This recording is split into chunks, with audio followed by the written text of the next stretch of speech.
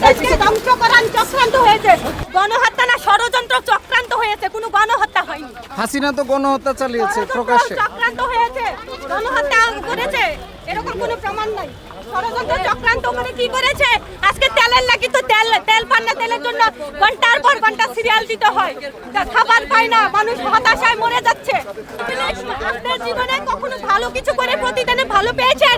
পাননি। আওয়ামী লীগ ভালো করেছে, বাংলাদেশের অহংকার, বাংলাদেশের গর্ব। আওয়ামী লীগ মানে বাংলাদেশের ইতিহাসের নাম। আওয়ামী লীগ করার জন্য যোগ্যতা লাগে। কোনো গণহত্যা হয়নি, 24-এ ষড়যন্ত্র হয়েছে, চক্রান্ত হয়েছে।